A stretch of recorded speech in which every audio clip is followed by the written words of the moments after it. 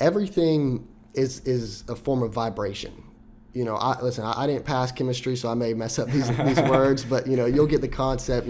There's atoms and molecules and electrons, and I think I'm tracking with you. I think that's right. Yeah, something like that. Yeah. There's a table involved. Yeah, but right. Yeah, exactly. Okay, cool. Yeah, agree with me. And in chemistry, we had to memorize that stuff. I'm like, we have Google for that.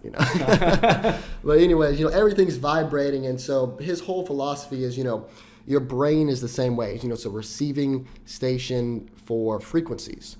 And, if you can get yourself on that success frequency, that positive frequency, you're open to a lot more information, and you can connect with, the other successful people. Right. And, you can essentially tap into what they call infinite intelligence, which is like your sixth sense.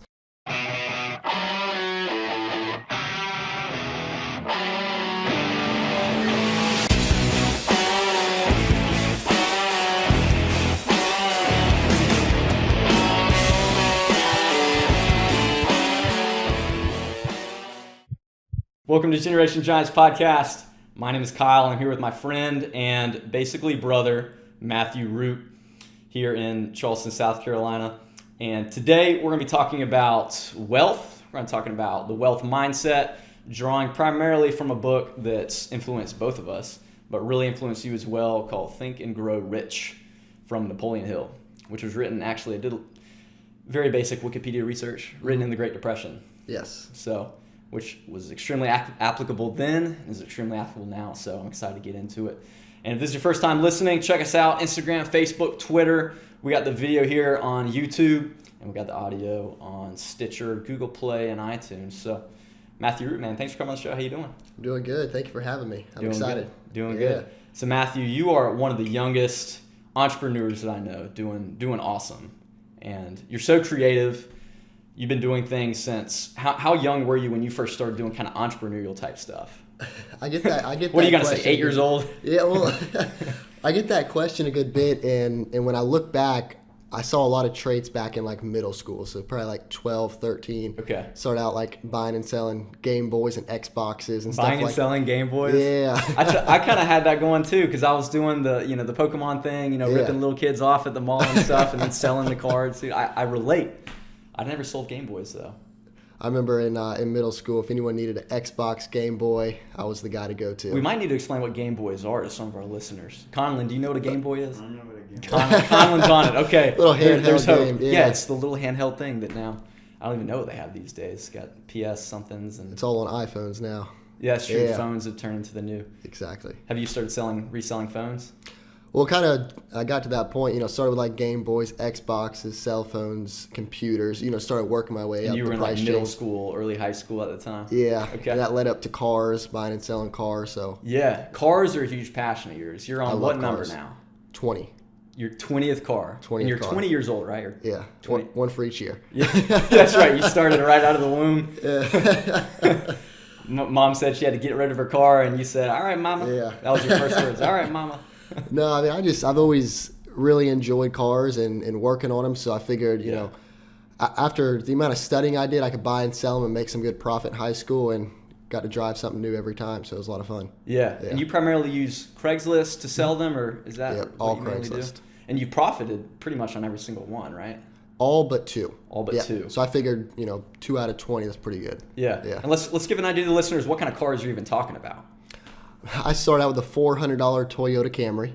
$400? $400 Toyota There's Camry. some high schoolers who were like, could I please buy one of those just as long as it has wheels? Conlon's like, yeah. Those cheap cars, they sell quick. Everyone wants them. But started out with that and then just, worked my way up. My favorite brand is BMW. And, I've had 5 BMWs. I like the European cars. Yeah. So just worked my way up, and now I got a 2013 5 Series, which hands down my favorite car so far. Nice. Yeah.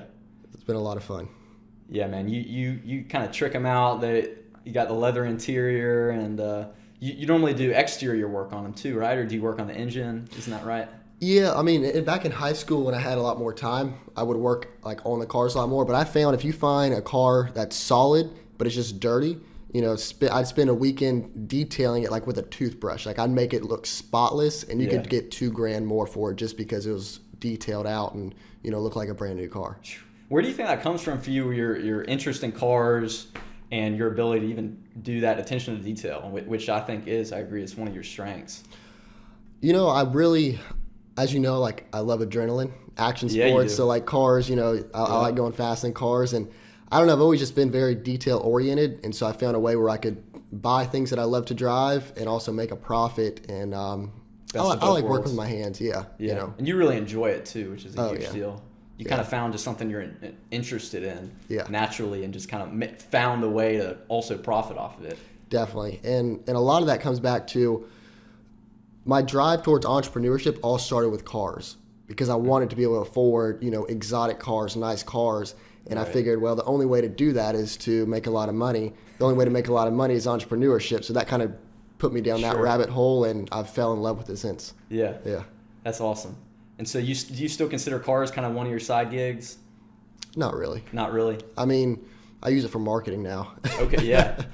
That is true. Whenever you roll up to a meeting, is this kind of your mindset? It looks really good toward you when you roll up with a nice blacked out BMW, spotless. Yeah, I mean, it just gets people questioning. It's just kind of like one of those check off on the list. There's not many 20-year-olds with a BMW, I think. So I'll at least say on your behalf, as someone looking from the outside, and cars just aren't my thing. I'm probably never going to be able to like impress people with my cars. Definitely not my knowledge of cars. Yeah, and I mean I appreciate your appreciation for cars and your ability to make money off of it. It's really cool. It's fun, and I don't buy it to impress people. I buy it first off for myself, but it's a win-win because people just question, oh, what do you do to have that car? Oh, let me show you, and it's a great way to meet more people and network. Right. Yeah. And so you first were just buying and selling kind of commodities, and cars are still a passion. I know you did stock market. I know when I first met you and your family, you would like come home from school. I think you were a senior, maybe you were a junior or something when I first met you. You'd like be telling your parents you got in trouble because you were like not paying attention in class because you were buying and selling stocks. Walk me through a little bit of how you got into the stock market and what that looked like. Yeah, so when I wanted to take that entrepreneurial venture, the first thing I did was started, studying books and finances, and that led to, the stock market, and I just fell in love with that. How our money systems work and things along those lines, and started studying day trading, and just got hooked on it, and it was going really good. In my senior year, I made a couple grand, and then one day I'm sitting in school, and I had just put in a day trade. I think it was like $3,000, and the teacher took my phone.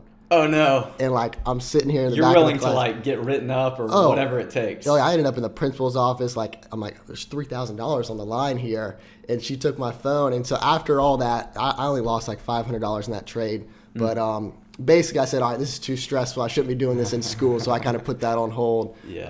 But what I learned through that whole process, invaluable. I would never go back and exchange, the money I lost in the stock market, the money I gained, or whatever experience it was, just because getting an early understanding of how everything works, I can't put a price tag on that. Yeah. Yeah. Yeah, that's true. It's not like you get into the stock market or anything because you want to do it forever. Maybe at the time you want to do it forever, but things change. But you learn things that grew into other interests that you get to apply for some of your businesses. Yeah. Go ahead. What were you going to say? Well, I was saying, too, playing in the stock market, that kind of tied to my adrenaline side as well. Yeah. Like, kind of like, was it like you think you might hit a jackpot kind of feeling, or what was kind of the feeling there? You just never know what's going to happen. Yeah. Just always having to kind of, it was a challenge on myself every morning, studying the companies, figuring out what happened, trying to predict the trends. And, when you get it right, it pays off well. When you get it wrong, it hurts. But, fighting that mental battle also taught me a lot with controlling my emotions. Right. And you would tell me there's some strategies in stock market trading. There was like penny stocks, that's like a term, with all these things, there's like vocabulary words that you kind of ought to know about. Like if I got involved in the stock market, it would be very bad for me and my future to just like jump in the stock market right now. I should probably start learning. I would probably sit down with you for a couple hours and get to know your experience even more. Unfortunately, we only get to talk about the stock market a couple minutes here. Yeah. But there's so much into it. Maybe just before we even go to the next thing you got interested in, how could you encourage students in high school, whether it's stock market or just getting interested in money? What would be a tip or two, maybe? Just start chipping away at it. There's so much to learn, but find a good, credible YouTube channel, or start picking up some books and just get yourself familiarized with the terminology. What I found is they make up all these words to make it sound a lot more complicated than it is. Everything does. Yeah, it's like every profession seems to, the jargon. Yeah. You got quantitative easing, basically means the Federal Reserve's printing more money. But they use these huge words to try to, have the barrier to entry into it. But, just start chipping away at it, and the information's going to compound. And understand, if you understand how money works, it's a lot easier to get rich. Mm-hmm. So just start chipping away because they don't teach this stuff in school. Sure. Mm-hmm. Yeah, there's no class on stock market. Some schools have entrepreneur classes, I suppose. You were in one. I failed it. Ladies and gentlemen, Matthew Root failed entrepreneur class. The entrepreneur extraordinaire here he stands. That was I failed it because during that class I was trading stocks and running my ATM company. Yep, that was another thing you did. Yeah, and the teacher would get mad because they'd put us on different tasks and things like that, and I didn't want to do it. I was like, why am I going to run a virtual business if I could run my own? So I ended up not doing the assignments, but went to a state level competition. So she kind of had to pass me per se. Yeah, was that YESCarolinas? Yeah, YESCarolinas. Okay, phenomenal program. And is that statewide here in South Carolina? Is it just South Carolina? Do you know? Is it also North Carolina? Statewide South Carolina, and then they tie into a more national entrepreneurship program. Okay. But that one program changed my entire life. The people I met, the experience, that is hands down. How'd you first get involved with YESCarolinas? Through the entrepreneurship class. So through the class. Mm-hmm. So I'm sure it was a great teacher. I'm sure everything was good there, aside from your final grade maybe. but the teacher helped you get plugged in to the YESCarolinas. That was how you got plugged in? Yeah. So every student had to put a business plan together and basically go present in front of some judges. Right. And so I went and presented my ATM company, ended up winning the classroom competition. Right. I went to the regional and then went to the state level. Very cool. Yeah. Yeah, I remember that. Where was the state one? Was that in Columbia? It was in Charleston. Oh, it was in Charleston. Yeah. So maybe that's when I saw you, because I happened to be, I don't know if it was a regional or that state competition, but do you remember? I was at the City of Charleston building for my professional job as an engineer. I had a meeting with the city on a project. And yeah, it was so funny. It just happened to be the day that there was this big tent and this big deal going on with a bunch of awesome high schoolers. And you were part of it. So it was really cool running into you there. Definitely. Yeah, that program, for anyone that's wanting to go into entrepreneurship, that program's priceless because the people you meet, the doors that it opens, and it just gives you an idea of how the whole real world entrepreneurship works, which was very, very life-changing for me. I'll say that, yeah. So help me understand, was it just a sign-up thing? Like you just kind of sign up to be involved with YESCarolinas? Do you go to their website? Is that probably the best way if you're an entrepreneur type high schooler? Is that the best way to kind of get involved there?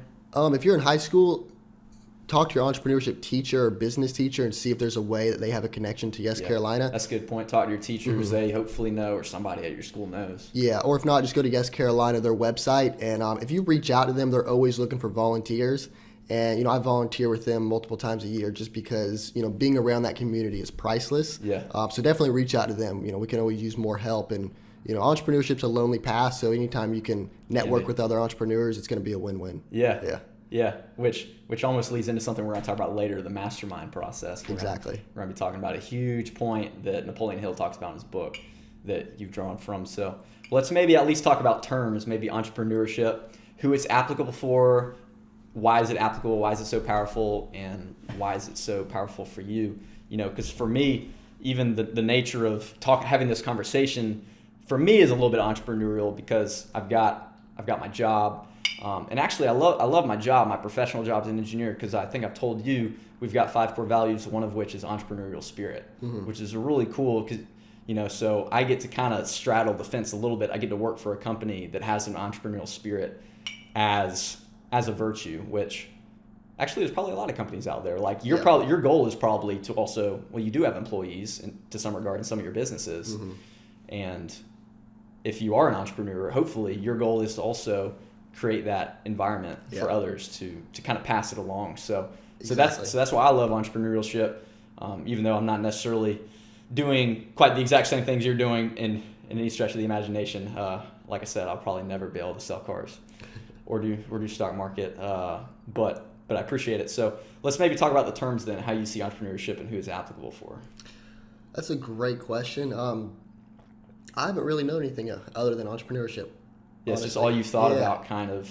I mean, I've had 2 jobs. One, I was a wakeboard instructor That was more of a fun job. And then bus tables at California Dreaming to get money for my first business. So I've kind of grown up to where all I know is entrepreneurship. But I think anybody can jump into the arena, and to different levels. Some people take it to the extreme. Other people, tie it into their job. But I think just being aware of it and knowing how to make money by yourself, the lessons you'll learn and the obstacles you have to overcome is going to grow you as a person. So I encourage everybody to get into it, or at least study and understand the culture behind it, because at the end of the day, that's what funds all the innovation, all the growth of our society. Right. Everyone has creativity within them, and entrepreneurship is the way that they can express it.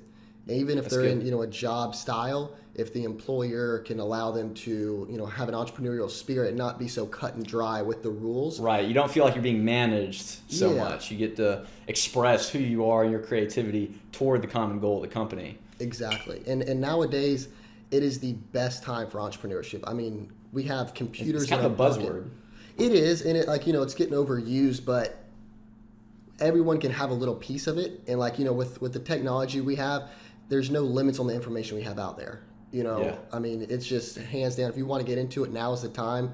It's kind of the time of the self-made man. That's the way I look at it. Information's out there, connections are out there. You pick up the phone, call someone from China, order products, get them shipped here within a week, and sell them. I mean, we couldn't do that 20 years ago. It's awesome. No, that is a great point. And the young people growing up now in this day and age, it's kind of all they've known.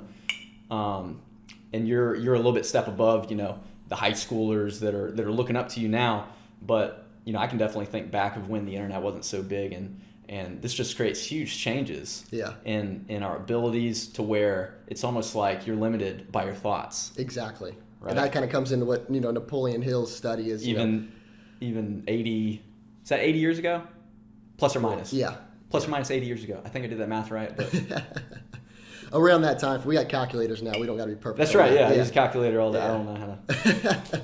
But we're basically limited by our thoughts, and that's exciting. That's exciting to me. I'm excited to hear about what these young people are going to do. People who don't even know what they're going to invent yet. Like even you, one day will look back at this season and be like, "That's when I was just barely even getting started." Exactly. Right. You're always living in that, and so we have these young people that, I can't emphasize enough that you're only limited by your self limitations, I think. Yes. And coming back to, just exposing yourself to entrepreneurship, because going through that YESCarolina program, it raised my belief level more than anything. To see that, man, one person has built out this $500 million company. Why am I told to go to school, to go to college, to get a job that's going to pay me $80,000 a year? Why not shoot for that $500 million? I might say $80,000 is okay. That's pretty dang good. I just want to say that if you make $80,000, but if you want to make $1 million. Yeah, and listen, I mean, I don't want to bash any job or any profession. That's not, what we're here for. But and that kind of comes down to just your mindset. For me, 80,000, I'd be pissed. Well, if you already have your heart set, I mean, if you really aspire to be a billionaire, I mean, at some point you've got to make $80,000. Yes. At some point. Yeah, exactly. But you want to recognize that that's not your end goal. Yeah, and what I've seen part of is the process. Making money, it's all mental. If you can get to $8,000, $10,000, $12,000 of monthly income in say one industry or one sector, you can easily go and apply that to other industries and get there, because mentally you can comprehend making that kind of money, so you know what the amount of value you have to give to the marketplace to get that. Sure. That's what I've experienced going from, I had an ATM company, long-term value asset, and then I had, an e-commerce store, high scalable, low barrier to entry, and then a network marketing company. And I could get to the same level of income on 3 completely different industries pretty quickly, just because of the mindset. I really think it truly comes down to that. Yeah, that's a great point, because it's a lot of the intangibles that you may learn in business about, and you need to have the Excel skills and the mapping out skills, but it's a lot of just the awareness. Yep. And how well can you use your resources? Yeah. Yeah. Yep. I almost want to say intuition. It's a lot of intuition, I think. Skills are very important, obviously, and the knowledge. But yeah, like you said, just having an awareness of, is this level of effort really worth this amount of money in the marketplace? Which is actually a key word, marketplace. The understanding that we're all participating in this thing called the market. Exactly. And Jim Rohn, you listen to a lot of Jim Rohn. Oh yeah. he talks a lot about the market. And anyone listening, you can go look up Jim Rohn. He's passed away now, passed away somewhat recently. Yeah, he's the mentor of the mentors. Yeah, he is one of the best self-help and guys out there. My one of my personal mentors used to do speeches with him, in front of 60,000 people. So like being able to obtain that information, that knowledge, it's priceless. And coming back to nowadays, we're fortunate to have all this stuff in the palm of our hands. Right. All the information's out there. It's just a matter of, are you willing to go acquire it? Right. Yeah. And you've got to really cut through the garbage. Yeah. And you learn that, when I was trading stocks, there were so many people out there like, selling stuff that didn't work. And like, that's what I was saying at the beginning, just start chipping away at it, because over time, you first have to learn how to find information, how to educate yourself, and then how to sort through the real versus false information. Yeah. And that's a mark process. of wisdom right there, being able to discern. A mark of wisdom is not just being able to discern right and wrong, but being able to discern right from almost right. Exactly. Yes. And you just put yourself, in the place of that person. At the end of the day, if they're distributing content, there's usually a reason behind it, and just try to figure out what that reason is, and you get a good judge of if this content is going to be valuable for you or not. Yeah. But nowadays, anybody can make videos and put them out there, so you just got to sort through it. But that's the fun including part. An engineer. Yeah, exactly. Which the viewers just have to discern whether they think what I'm doing and what our conversation is, if it's a value or not. Hopefully they'll decide it is a value, Exactly. And my mindset is, I could read an entire book, and if there's one sentence in there that gave me or sparked an idea or sparked a right mindset, that is completely valuable. You could watch a YouTube video or a podcast where, the information may not be that great, but you may get one little nugget out of there that can change your entire life. Right. So I've never prejudged content or prejudged people, because I can always learn something from someone. Right. No matter what they do, what their background is, someone can always teach you something. Right. That's so good. Well, as we go ahead and give an overview for Think and Grow Rich, let's go ahead. You brought 4 books. One of them is Think and Grow Rich. Yes. Maybe let's try to get somewhat of a close-up of these books that you've brought, that listeners, after the podcast, if they want to, those are pretty big books, might add.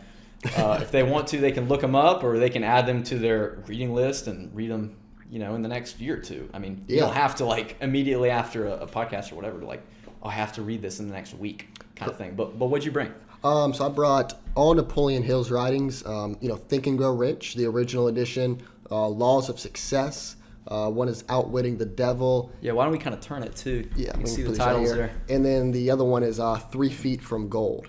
So these are, all... I like these gold pages. Yeah.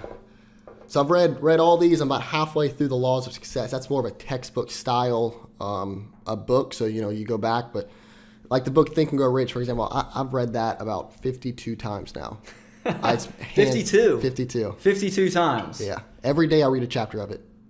That's huge. Yeah. Do you normally read in the morning or in the evening, or what do you do? It's all different. Okay. Yeah. I mean, with my life, I don't really have a set schedule. So, whenever I feel... You're a self-entrepreneur. Yeah.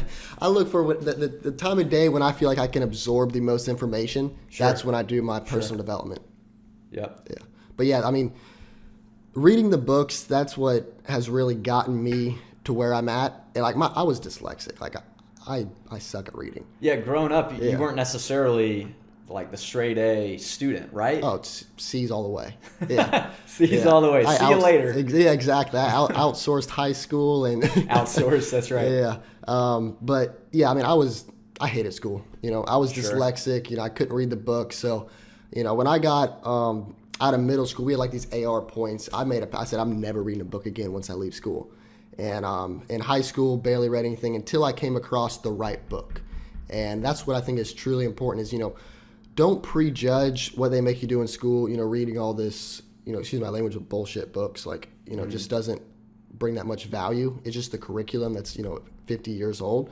But when you find something that you're truly passionate about, that's what brought me over the edge. I have to read a book about 2-3 times before I get all the information, but knowing what I'm going to get out of that book is what keeps me going when I'm reading this stuff and it gets hard. And now I love reading, and I never thought I'd say that. Yeah. Yeah. Almost like a fake it until you make it. Yeah, exactly. Yeah, because I didn't learn how to read till I was in the 6th grade. And, reading was just such a struggle. And, I listen to a lot of audios now on my phone. But, I knew that all the very successful people and the people who had what I wanted, they spent at least 2 to 3 hours a day reading. Warren Buffett, he spends about 8 hours a day reading and studying. Mark Cuban, 4 hours a day reading. Bill Gates, like they all are absorbing themselves in content. So I knew that was an obstacle I had to overcome to achieve what I wanted to achieve. And so, it's just like you've done Ironmans and marathon. I mean, that is an insanely hard thing to do. And, you chipped away at it. You start out, okay, first let me get a mile, 2 miles. You don't start out running 20 miles. Yeah. You develop kind of a schedule with a good rule of thumb in marathon training is 10% rule. Like every week it's you can do kind of 10% more volume if you're doing volume training. And so you kind of have to, there are some limitations, like life has some limitations, like 24 hours in a day. That's a limitation. You have you basically have to sleep every day, basically for a certain amount of time. Like you can will yourself to, not sleep for 48 hours and all that but that's not going to be life. There are some limitations, and so you have to recognize and build yourself up. You're not like you're saying, you're not going to jump. You're probably not going to jump reading 8 hours a day overnight, but you go insane. Yeah. You go insane. Yeah, that's right. I'd go insane for sure. But because being able to do an Ironman or running a marathon, that is something that very few people ever can achieve. And just being able to chip away at it. Entrepreneurship, personal development, business, it's the same thing. Every day, try to get 1% better. Over the course of a year, you're 365% better than you were. That really has a long-term compound effect. And, you'll look back a year, 2 years from now from starting this stuff, and you'll be amazed at what you accomplished. Yeah. Most people, they overestimate what they can do in a year and underestimate what they can do in 5. Right. So just enjoy it, enjoy the path, enjoy the ups, the downs, learn what you can, and just keep moving forward, That's so good. Let's take a quick break, and then let's give the overview for Think and Grow Rich. All right, that sounds good.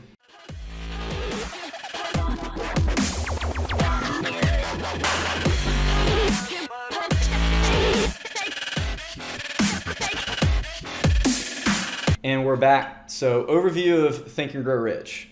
From a big picture standpoint, it's about mindset. It's about key tools to equip yourself, equip your mind. It's not necessarily a skills book, but it's very much a mindset book. Yes. And it lays out, some things that it lays out are having extreme desire, having extreme desire for what you want, verbally saying what you want, writing it down. If it's wealth you want, then putting a number on it. And then you've got the chapters there. Breeze through maybe even a couple of the chapter titles on what the big picture of the book is about. Yeah, I can do that. And one of the things that I want to describe it as. Yeah, one of the things that I want to hit on is this book. It was a philosophy of success. Andrew Carnegie got Napoleon Hill to spend 20 years of his life interviewing the most successful people and the people who have failed the most to try to figure out what it is that separates the super successful versus the average person. Mm-hmm. So what you have here, and this shows the resources that we have nowadays, is, you have a book on the philosophy of success. He's interviewed, the richest men in the world, the most successful people in the world, and it's all compiled into this one manuscript to where we have access to. It's pretty phenomenal for like $15. Oh, it's insane. Who would have thought that you could basically personally interview billionaires and millionaires by virtue of paying $15 and listening to what somebody else got from it. It's incredible. It's pretty incredible, but as you were saying. Yeah, no, going through this book, if you haven't read this, it's definitely a must read. It starts out, with desire. What do you want from life? Your faith, right. You have to believe in it. Auto-suggestion, we're going to touch on that a little bit later. Specialized knowledge, acquiring the knowledge necessary for what you want. Chapter 6, imagination, organized planning, making the decision and persistence. Those are just some of the key chapters, but definitely read this book. But the overall principle that Napoleon Hill touches on is, everything is a form of vibration. I didn't pass chemistry, so I may mess up these words, but you'll get the concept. There's atoms and molecules and electrons, and I think I'm tracking with you. I think that's right. Yeah, something like that. Yeah. There's a table involved. Yeah, but right. Yeah, exactly. Okay, cool. Yeah, agree with me. And in chemistry, we had to memorize that stuff. I'm like, we have Google for that. But anyways, everything's vibrating, and so his whole philosophy is, your brain is the same way. It's a receiving station for frequencies. And, if you can get yourself on that success frequency, that positive frequency, you're open to a lot more information, and you can connect with, the other successful people. Right. And, you can essentially tap into what they call infinite intelligence, which is like your sixth sense. Right. And I'm still studying these books, and I know I haven't gotten there, but, that kind of comes down to, meditation, positive mental attitude, things along those lines. Right. And, just practicing these things are going to make your life a whole lot better and make yourself a lot happier. But when you read this, you'll get a better understanding of what he's talking about, and it all makes sense. Yeah. And it's just being able to get your mind in that state of mind and weed out the negativity, weed out the distractions, and focus on what you solely want to do. And, your mind is the only thing that holds you back. It's everything in this life is mental. So if you can learn to master your mind, you can master just about anything you want. Yeah. Yeah, and you mentioned focus there, focusing on what you want. And the book talks about on a daily basis, read what you've declared that you want for yourself, and read your mission statement, and no matter how old you are. I got into this stuff kind of in my 20s, and actually it's funny too, when I first kind of read this book, it was on audiobook a little while back, and I was reading it or listening to it in the car as I was traveling hours. It was a long distance thing to it. I was taking a test. Highway University. I like it. Trademark. Highway University. And I still remember I got out my phone, and when we were talking about mission statement, I was like, well, I've thought about it some, but I've never actually said anything. I've never actually written it. And it can change over time. But, at that point, I remember saying on my phone something along the lines of, improving people's quality of life so that they have to achieve success in their life, kind of, because I'm a civil engineer. And I think the communities that we design and the way our communities are laid out, roads and neighborhoods and where zoning and everything, all kind of sets up our level of success. And so that's kind of what drives me on that regard of my life. Yeah, and the podcast we're doing now. People are getting tons of value out of this. So, coming back to, you said that and that's what you wanted to do. And now you have this tremendous podcast that's giving out tons of value every single week, improving hundreds and thousands of people's lives. And you never know what that's going to turn into. Right. It's kind of like, an acorn can make a big oak tree, but you never know how many trees are going to come out of that one acorn. Yeah, it's true. That's a good metaphor. Yeah, someone might get a piece of content out of, one of these podcasts, and it just keeps spreading and spreading the good word. And you never know how many lives you're going to change. And that's what I think is really cool and really interesting about personal development, is trying to improve yourself, because you never know who you have an impact on, right, and how many people that's going to turn into long term. Yeah. Yep, that's so huge. And being able to see the big picture of your improvement, improving others. Because, ultimately personal development hopefully doesn't end with you.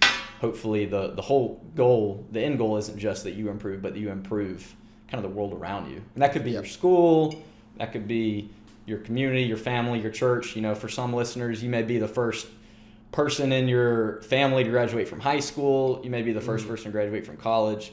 And I'm telling you, in decades, that's huge impact to the future of this world by what you're doing today. So that's huge. Anything else you want to say about the overview of Think and Grow Rich then before we get into some of the details? Mainly, if you haven't read the book, definitely read the book. Definitely read the definitely book. Read the book. Yeah. There's all the millionaires that I've ever talked to, I always ask people, what are 3 books that you would recommend? When I meet new people, that's one of the main questions. And every single millionaire I've talked to, Think and Grow Rich is always one of the books. Yeah, that's key. Mm-hmm. That's a clue. Right. And because in some of your communities and some of your mentors, you've got some millionaires and mentors in your community, and I think you've even mentioned talking to a couple billionaires. Mm-hmm.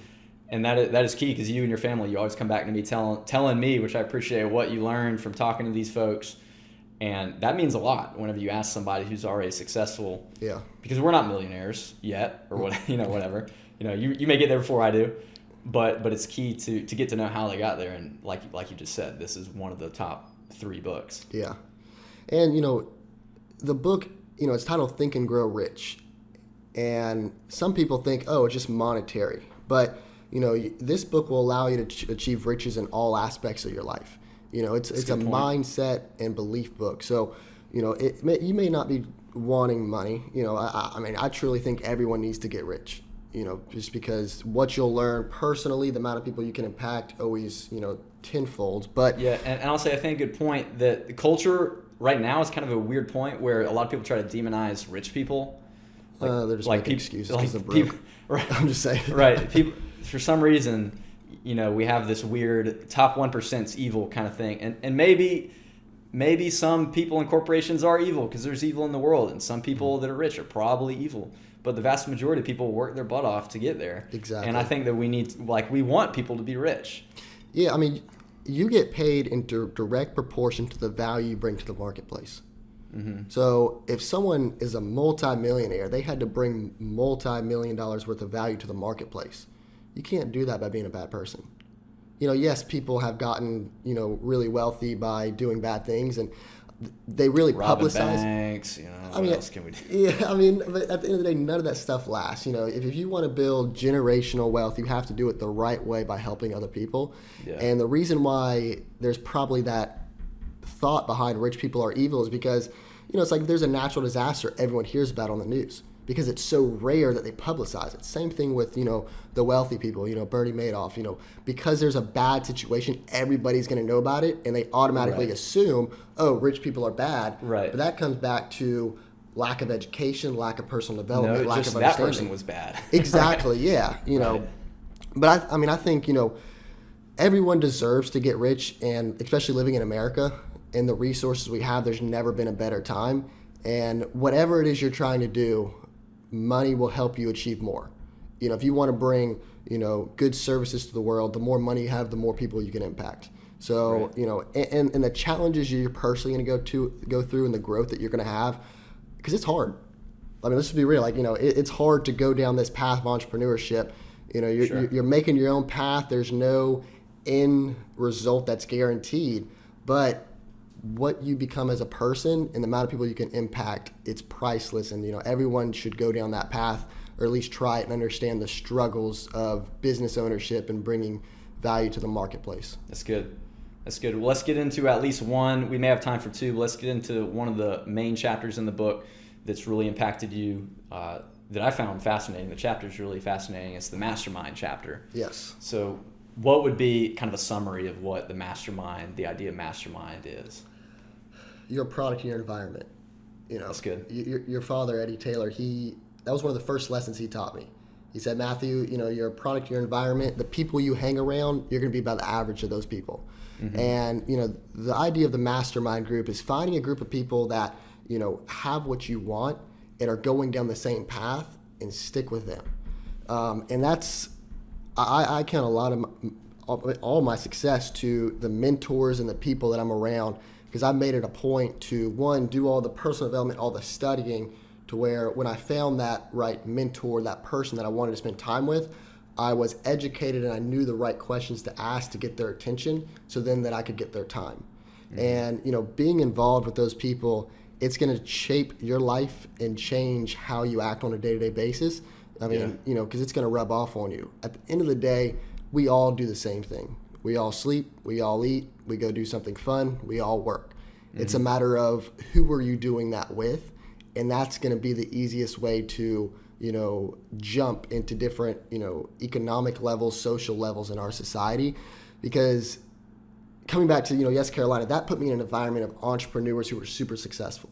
So I learned a lot of their traits, their habits, how they act, how they think, and that rubbed off on me, and it allowed me to do the same thing and get similar results. Yeah. And in schools too, for those that are in high school, there's clubs that you can get involved with to try to find your kind of mastermind. Your object that you want in high school could even be just doing something awesome and a passion of yours, like a car club kind of thing. You don't necessarily have to have a group that's like, this is the millionaire group. We're all going to be millionaires by the time we're 18. Yeah. That'd be cool if you could figure that out, that'd be awesome. Yeah, and I think I've been just very cautious on who I spend my time around. Time is the one thing that we have that's limited here. Right. You only have 24 hours in a day, and my mindset is you're either spending your time or you're investing your time. Mm-hmm. Try to always be investing your time. So spend it with people who have achieved more than you've achieved. If you're the person who's the wealthiest out of your group of friends, you probably need to find a new group of friends. If you have all the answers within that room, you've got to go to a different room. Find people that make you stretch yourself and challenge yourself to achieve more and be a better person. And, if you're hard on yourself, life is easy. If you're easy on yourself, life is hard. Yeah, I like that. Yeah. And, all the wealthy people and super successful people, they're very hard on themselves.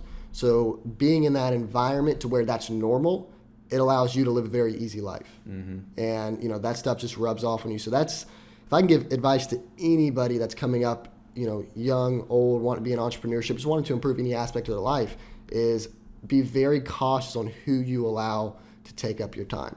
Right. With running a marathon, if you went and hung out with people that were, 100 pounds overweight all the time, you probably wouldn't be able to finish. More of a coach than a running partner. Exactly. At that point. I love that. Yeah, find a running partner for the industry or profession or whatever it is you want to achieve, and find someone that's ahead of you, so you have to always be keeping up. Yeah. And that way you're always growing.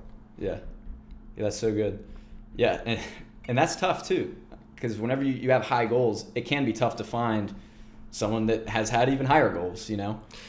Yeah, and well, that's what the books come back to. There's when I graduated high school, I couldn't find those people, and so right. I spent a lot of time, I chose to be kind of alone and studying, reading the books, watching the videos. So I spent months preparing for that one moment when I met that right person, and they would know that I've read the books, I've done the studying, mm-hmm. and that they would allow me to have some of their time.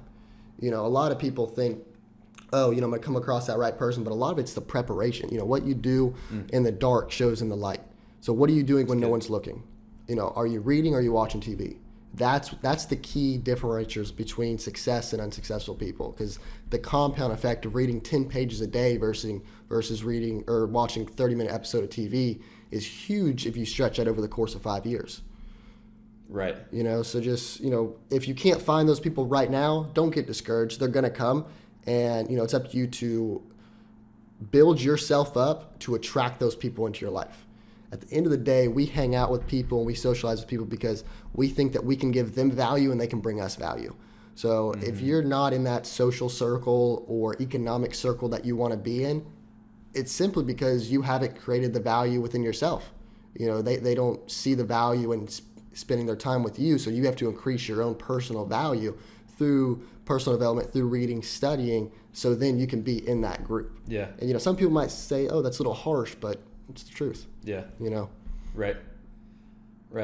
And at your high school, was there in the entrepreneurial class, did that help you at all get plugged into other students, or did more of your kind of mastermind environment come after high school in these last couple of years? After high school. More after high school? Yeah. Mm-hmm. I mean, that, like I said, that opened the door to YESCarolinas, which, opened the door to... Is that only seniors, juniors, do you know? Anybody can take it. It's kind of anyone in high school? Yeah, they try to get more juniors and seniors.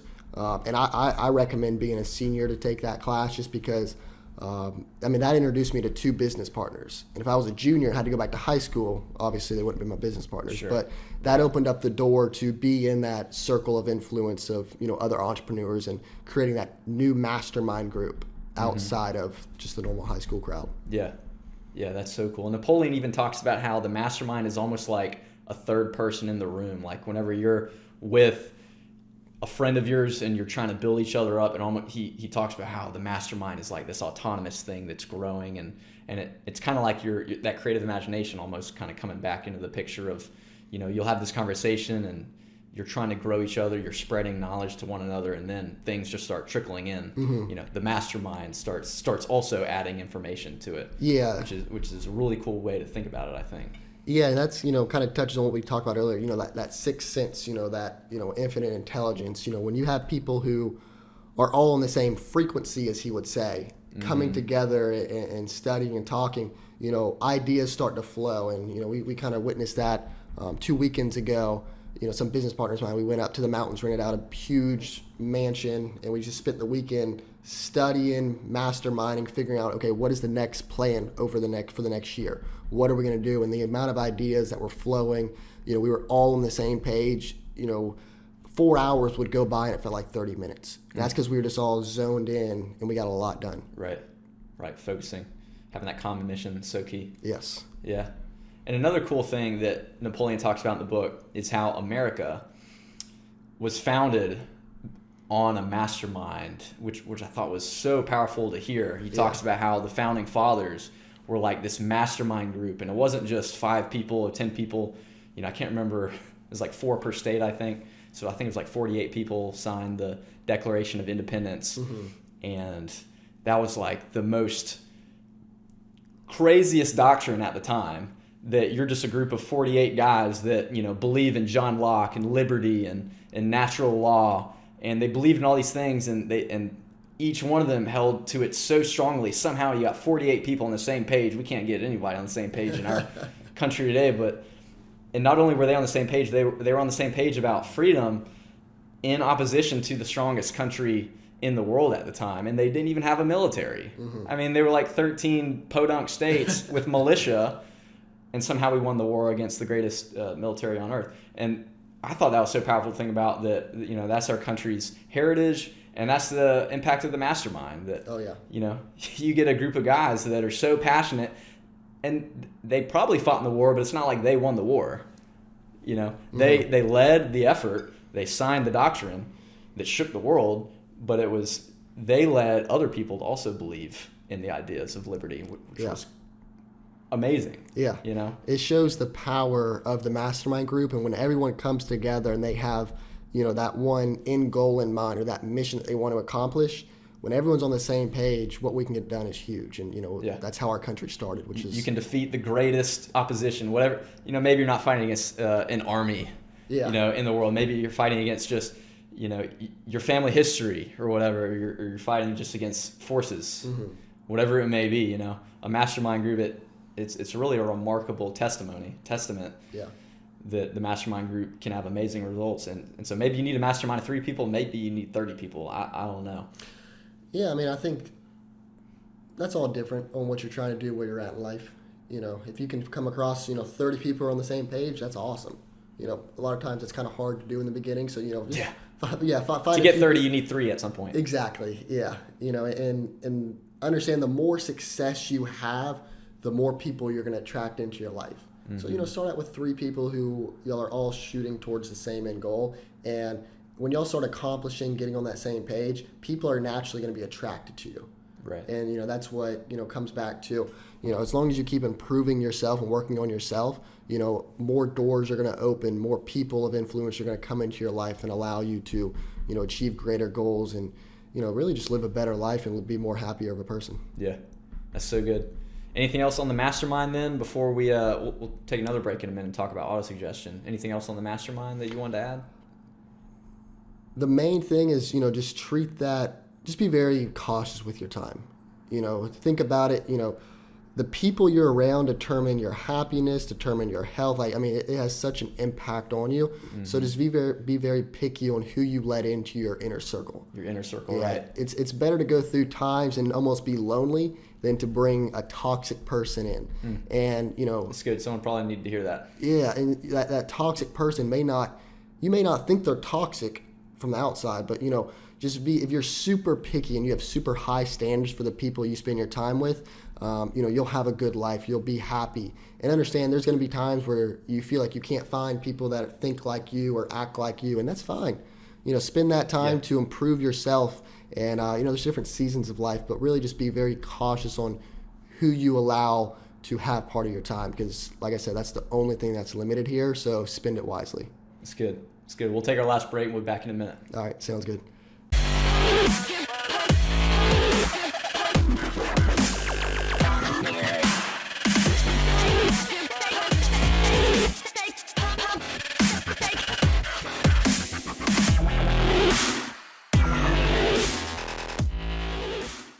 And we're back. So let's touch on another key point in the book, auto-suggestion, which I really like. Talk about what is it and how to use it. Is auto-suggestion something that's really, is that one of the macro elements in the book that's really impacted you, would you say? Definitely. Yeah. Auto-suggestion is essentially like self-talk. What are you saying to yourself, verbally and mentally? And, your thoughts become things. And the cool thing is we have full control over our thoughts. So the whole key to auto-suggestion is, always be thinking positive, positive affirmations, reinstating your goals, because what you think about the most is what happens in your life. Some people, they're always a victim. They always say the negative, think the negative, but Sure. Don't do that. Just think positive. Sure. For every positive, there's a negative. For every negative, there's a positive. You can master finding the positives in life. You're going to live a lot happier of a life, and you're just going to achieve a lot more. So auto-suggestion has been huge. At the end of the day, we are just reconditioning our brains to think a different way, and through auto-suggestion, repetition, that's how we do it. Yeah. Yep. Auto-suggestion, a big thing I got out of it is that the unconscious mind is so powerful, and whether you are aware of the unconscious mind or not, it's a huge aspect of your mind and your mental faculties. And like you said, being a victim, everyone's a victim of something, but you don't have to label yourself as a victim. Like, something has probably happened to you against your will, because that's life, but to label yourself as a victim means that you are a victim. You know what I mean? It means you failed at life. I'll just be real. Yeah. If you label yourself a victim, you have failed at life. Well, it's like, we're all overcoming obstacles, right. Overcoming things. Like, you can overcome it as long as you kind of tell yourself that you can overcome it. Yeah. Your thoughts become reality. Your perception is stronger than you think. Exactly. And auto-suggestion, like you said, it's basically conditioning. It's using your conscious mind to condition your unconscious mind. Mm-hmm. And it's also being able to program, choosing what you read, choosing what you listen to, choosing what you scroll on Instagram, or whether you scroll or not, and understanding that everything that you do read and you do hear and you do scroll is adding to that subconscious mind, which he calls auto-suggestion. So things will come back to you later based on what you've suggested to yourself previously. Exactly. So, just be aware of the information you're absorbing, and be aware of what you're telling yourself, what you're thinking. Because, what you think about most is what's going to happen. So don't think about worry or anything negative. Be positive, and essentially with Napoleon Hill's theory, you're going to release positive vibes or vibrations, and you're going to attract that into your life. And some people might hear this and they might think, oh, that sounds really weird, but if you talk to anyone successful, they'll agree with it 100%. And they'll go back and they'll say, yeah, auto-suggestion, positive mental attitude has been a key to my success or what I've accomplished, because there's going to be times where you're going to feel down, lonely, stressed out. Right. And your ability to master your own mental attitude is what's going to pull you out of that. And at the end of the day, we're human beings. We're run based off habits. So you control your habits, and the habits and the daily disciplines that you create determine the life that you live. Mm-hmm. If you're in the habit of, when you hear that alarm clock hitting snooze, taking an hour to get out of bed, going straight to get coffee, that's not a good life pattern. Versus if you create the habit to where you jump out of bed energetic, you're ready to go, you're positive, things don't affect you early in the morning, you're going to live a lot better life that way on a day-to-day basis. And good habits are hard to form, easy to live with. Bad habits are easy to form and hard to live with. So just be very disciplined on yourself, and the best way to do that is through auto-suggestion, because then it becomes normal to your subconscious mind. It's good. Mm-hmm. It's good. Well, then as we spend the next 5 minutes or so, 10 minutes or so wrapping up, you mentioned that you want to talk about the wealth mindset and really just how to make money. Yeah. Whether you're young or you're a seasoned veteran, whatever. So, what are some of those key points that you want to share for our audience? Mainly is, everyone deserves to be rich, deserves to get wealthy. And we live in a time where it's the easiest time to make money, achieve wealth, achieve your financial goals. So take advantage of this. The information's out there. The studies have been done. There's guaranteed ways to make money if you're willing to put in the work. And everybody deserves it to themselves to get rich. And there's no excuse on why you can't do it, because at the end of the day, the more money you have, the more people you can impact. And, some people throw the saying, money doesn't buy you happiness. Obviously, they have nothing to do with each other. But money is like oxygen. You want an abundance of it, so then you don't have to think about it. Come on. Yeah. It's like we could all use a few more dollars in a pocket. Exactly. And then, you need food, shelter, water, oxygen. We also need money, because that's what buys it all. So, my whole thing is go ahead and get that money part out of the way. If you're 40 years old and you're struggling on how to pay your car note or your house payment, you shouldn't have to live like that. Come on now, Right, there's a better way. Exactly. So, the information's out there. Just, you don't have to be insanely wealthy, but you need to live in abundance. You deserve it to yourself to get rich. So go out there, get rich, don't feel bad about it at all. And the more money you have, the more people you can impact on a positive level and the better life that you're going to have for you and your kids. Mm-hmm. I really believe in everyone deserves to be rich, and we live in the best country to do so with the most resources at this time to do so. And if anyone says otherwise, they're ignorant. Sure. Just to be real. You can't blame the government or our country's economics. You gotta own your life. Yeah. It's all about your personal economy. It's very simple. Spend less than you make. Always work on making more money. And a lot of people, what I've witnessed is everybody's going to work hard in life. Everyone's going to, climb the ladder, as they say. Make sure that ladder's up against the right wall. You can work so hard cutting grass. You're not going to get rich. Versus you can work very hard in a business opportunity to where it's scalable, duplicatable, offers, front end, back end money. And that is creating leverage to where all the work that you're going to do is going to keep paying you forever. And so don't just listen to the advice that you get from school, from your college professions to go and get a certain job. Truly find out how you want to live your life and figure out how much money that's going to take and find an opportunity that you like to do and make it happen. My biggest thing was I was in high school and these guidance counselors were telling me, hey, you got to do this, you got to do that. And I'm thinking respectfully, I say this, but it's like, you don't have the life I want. You probably have $20,000, $30,000 in consumer debt. You have a 9-to-5 job. I just don't want that, so I can't take your advice on that.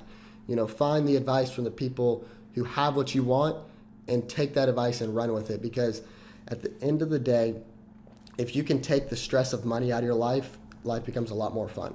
Yes. Don't work for a paycheck, work for a playcheck. Yeah. That's good. Yeah, no, that is such a key point, and I definitely relate.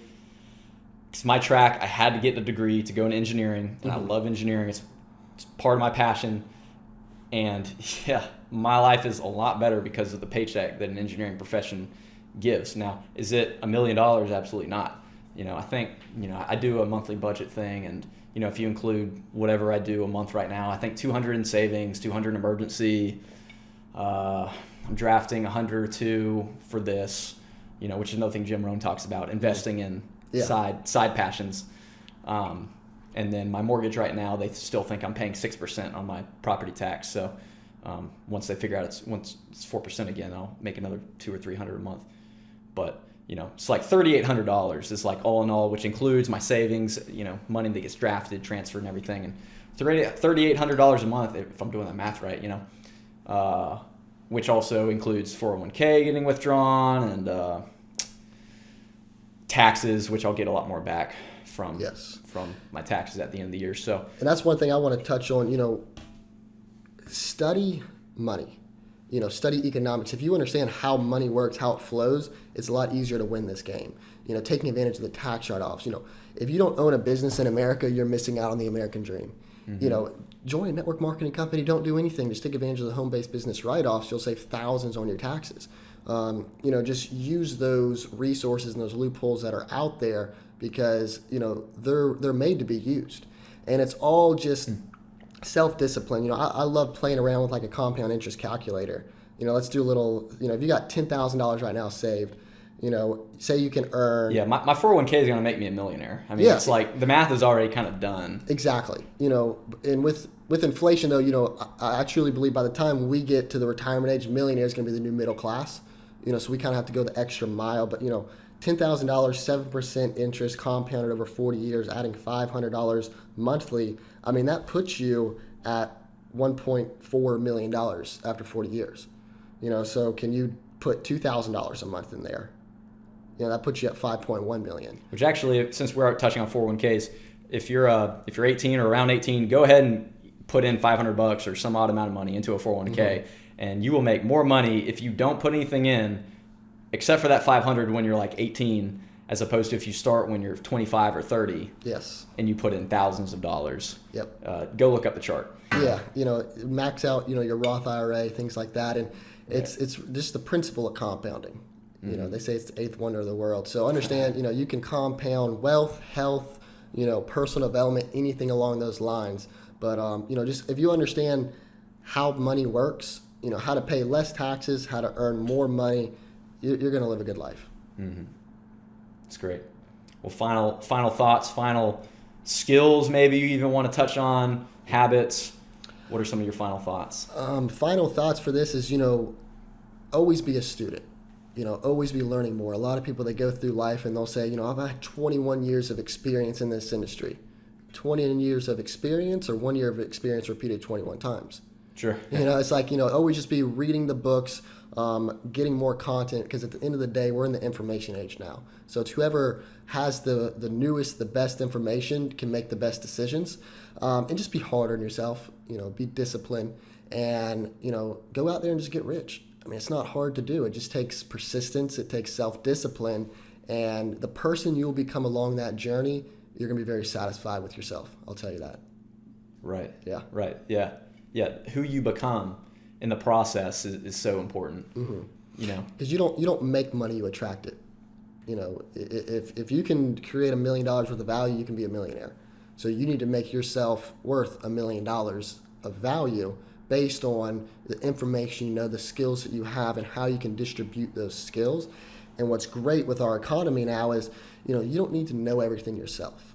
There's tons of things where I have no clue how to do, but I can outsource it. You can find specialists in that field. So like I said, and I'm just passionate because we live in literally the best time for entrepreneurship and the easiest time in history to create wealth. So let's take advantage of it, because at the end of the day, it's going to make everybody's lives better, more convenient, newer technologies, improve our society as a whole. It's great. It's great. Well, that's my final question to you, man. Where do you see yourself going in the next, call it 5 years, if you want to say 5 years? What's kind of your vision in a nutshell for your life? I honestly don't know. And I'll say that because, 2 years ago, if someone was to tell me that I'd be in the position I am in now, I wouldn't have believed them. So, our thoughts and our mindset is the only thing that limits us. So I couldn't tell you where I'm going to be at in 5 years. I get bored very easily, so I like to change things up. My goal is in the next year to have a net worth of $1 million and to have helped, 10 people earn a six-figure income. And that's your goal in the next 1 year? 1 year, yeah, next 1 year. But this is my long-term goal is I want to, first I got to get myself financially free and basically check that off. Put my oxygen mask on first before I can help other people. Mm-hmm. And then at the end, I really want to help change our school system. If it wasn't for a few teachers in that entrepreneurship class, I don't know where I'd be at right now. So I feel like there's a lot of talent that goes unseen within our school system because they don't think like everyone else thinks. They're labeled, dyslexic, not able to read good or whatever it may be. Les Brown, who's you can find him, I listen to him, he was labeled, let's see if I can pronounce this right, educably mentally retarded. Yes. I was actually listening to a speech on the way here. Nice. Yeah. I mean, he's, that's a great person to listen to, but, just helping those people that lack self-belief, but they have all this talent. My main goal is to help them find a new path, and that may look like changing up the educational system or creating a program similar to YESCarolinas.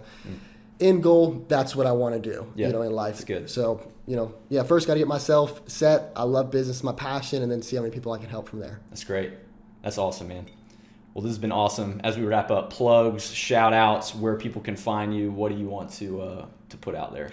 First, I want to shout out all my mentors and everyone who supported me and helped me through this journey. There's no such thing as a self-made man. This is all communicative, and everyone's helped me out along the way. So thank you for that. You can follow me on Instagram, Matthew_Root, or add me on Facebook, Matthew Root. Those are probably the two best things. And if you want to reach out to me, my email is simple, matthewroot@comcast.net. But yeah, I appreciate you having me on the podcast. This was a whole lot of fun, and I definitely learned a lot today.